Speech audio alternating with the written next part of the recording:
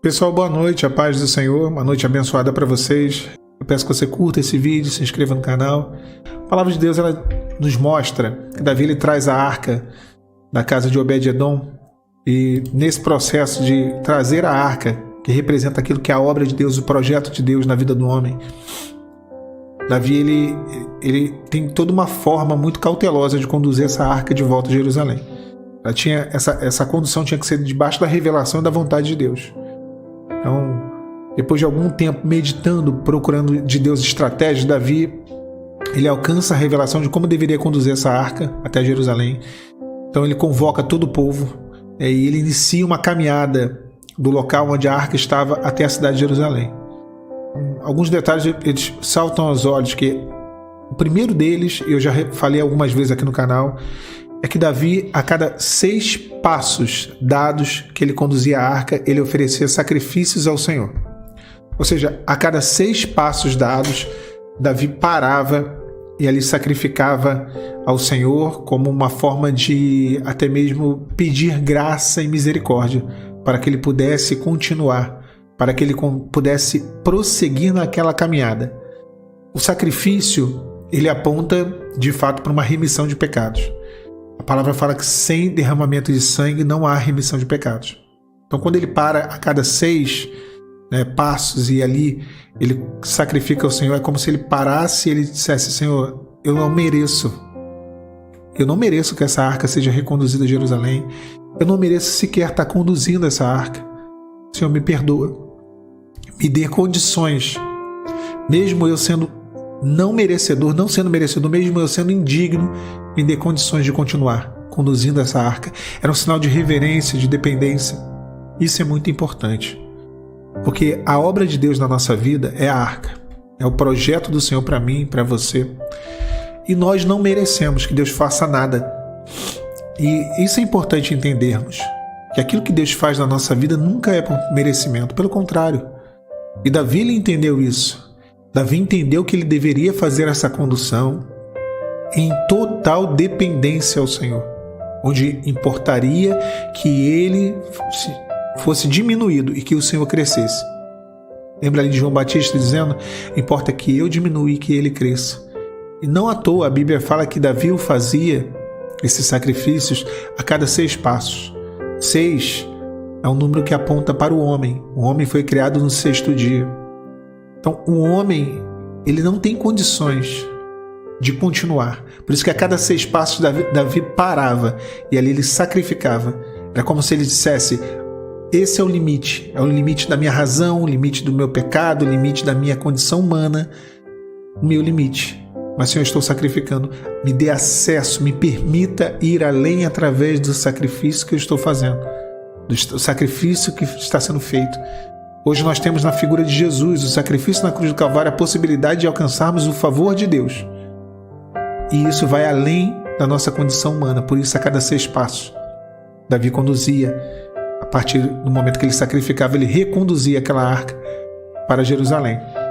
O outro detalhe sobre esse trajeto de Davi com a arca é que ele saltava de alegria. Porém, ele estava vestido de um éfode de linho, que era uma espécie de veste sacerdotal. Nós, quando conduzimos o projeto de Deus, quando vivemos aquilo que é o processo que nos leva ao projeto de Deus, é importante o realizarmos com alegria. Davi saltava de alegria. A presença de Deus e as coisas do Senhor, obedecer a Deus não pode ser algo cansativo, que nos entristeça. Não pode ser algo ruim. Eu às vezes, eu olho e a pessoa fala assim: não, eu estou buscando a Deus. E está sendo uma benção essa busca? É uma benção. Uma luta muito grande, eu estou muito triste, sofrendo muito. Pior momento da minha vida, não estou aguentando mais, mas é uma benção.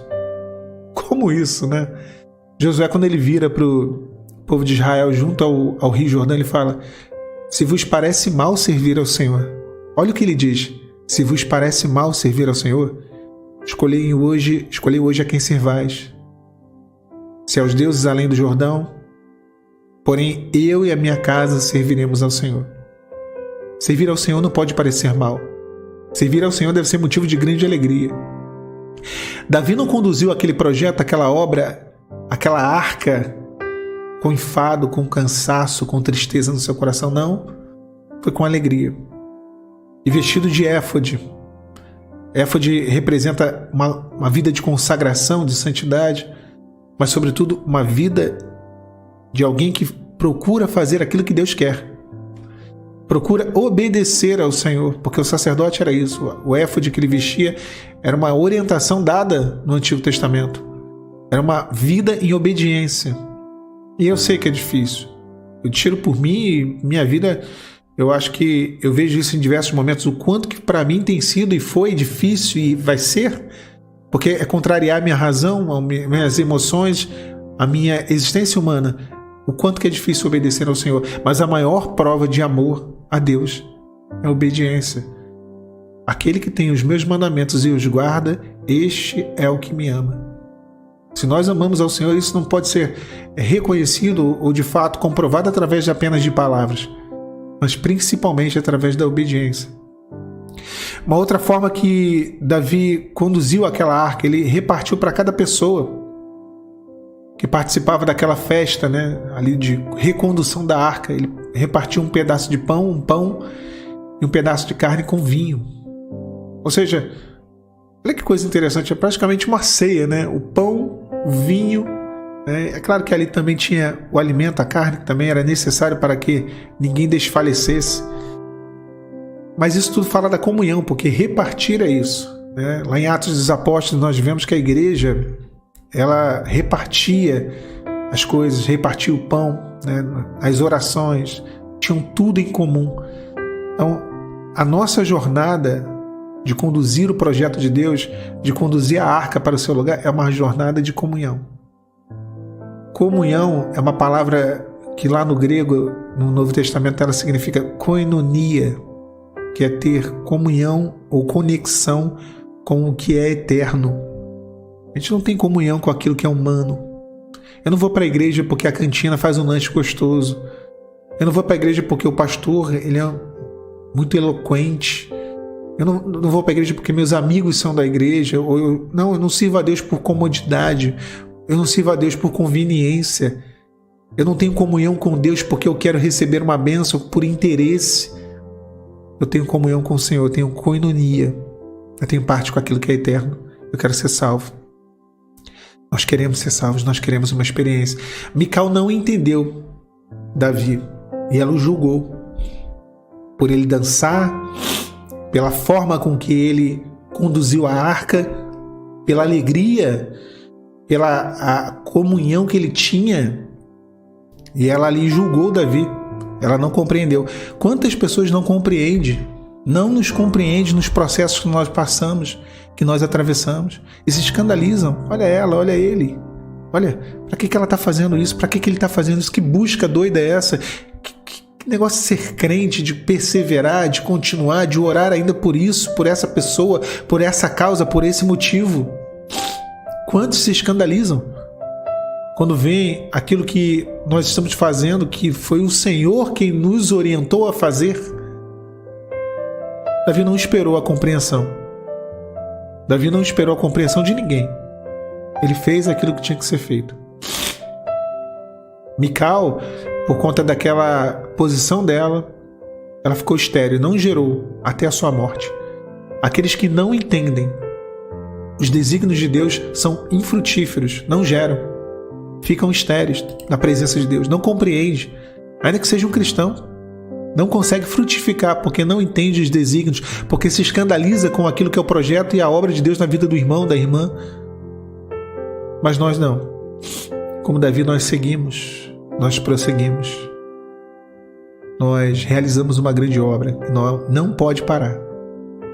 Não pode parar. A gente só para agradecer, para se colocar na dependência, como Davi a cada 6 passos. E prosseguimos para alcançar a bênção de Deus.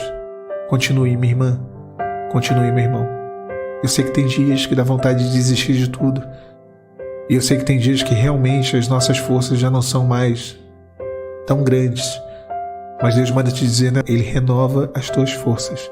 E Ele te dará condições para que você possa viver o milagre. Que Deus te abençoe nessa noite. A paz do Senhor Jesus.